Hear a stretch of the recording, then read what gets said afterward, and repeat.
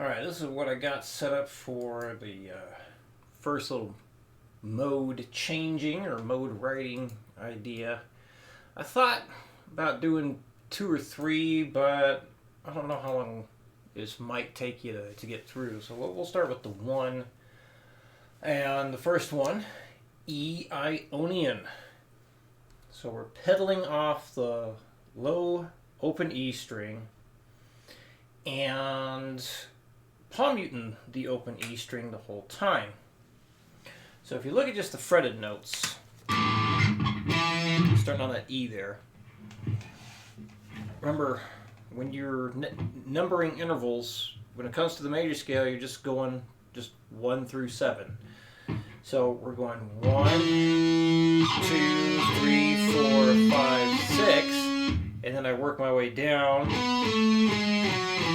hit the 7, which is below a half step below the root note there.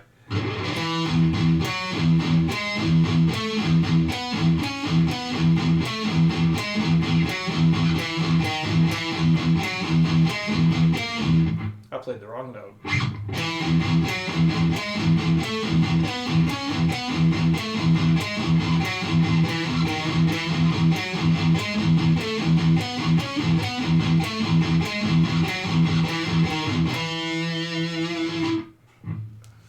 So this is key of E, and when you're playing E Ionian, E major scale, yes, that's the key of E. So the way I have this set up right now, I just copied what I started with, pasted it into 6 more lines. So this way you can change everything into all 7 modes that occur from a major scale. So why don't you start with that? You're basically going to take the mode info that we've looked at before and shift the intervals around to create the new modes, or create the riff in the new mode, and of course play everything so this way you can hear it too. So remember, and this is also just another thing to think of, the major scale formula, which is it's a good thing to know. So from that E note, we're going up whole step, half step, whole step,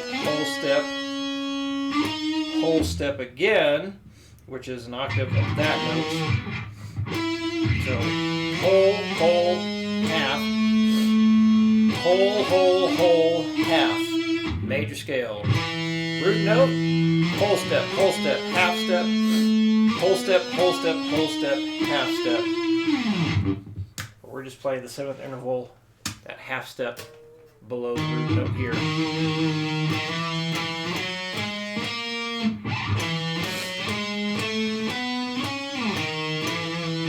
2, 3, 4, 5, 6, 7 root notes. So flat or lower or raise any of the notes that are fretted that you need to create the next mode. So just go in order. So let's see. If you don't remember the name of the mode that comes next, we're going to go in order. The first, the second, the third, the fourth, and so on. Reference any of the mode stuff that you've been given so far. And once you change the notes that are tabbed out to make the new mode, I want you to put in the mode as well. So here on that second line, make sure your cursor is there, hit the letter T, that'll bring up a text box for you to enter things. So let's see, yep, hit that guy, whoops, come on. There we go. And then just put in the root note as well.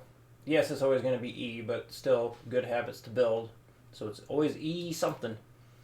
Another thing you can do, once you fill all that in, like right now we have 4 sharps right here. That indicates that's your key signature there. So 4 sharps. The key of E has 4 sharps. So you can take things a bit further. First thing, tab out the riffs by changing it into the new mode. The other thing you can do is you come up here. Oops, that's cut off. Hang on. There we go. Alright, so you come over here, where these three sharp symbols are, click on that, it brings up your key signature. So you can pick any of the major scales in here and make the tab more accurate.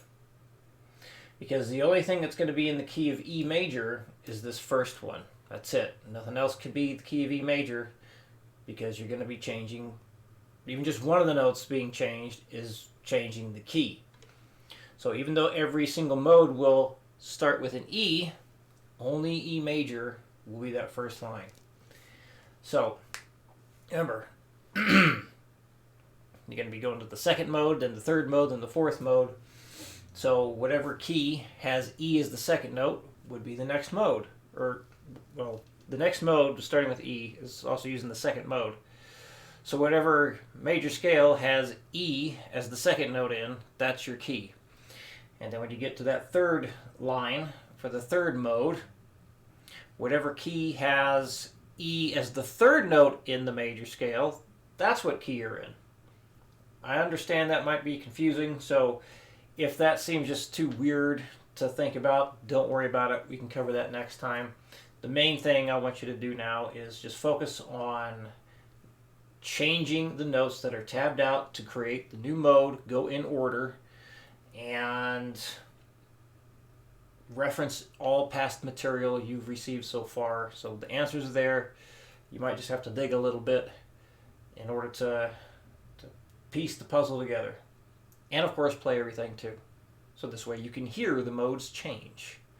Alright. Any questions? Let me know. Good luck. And I'll see you next time.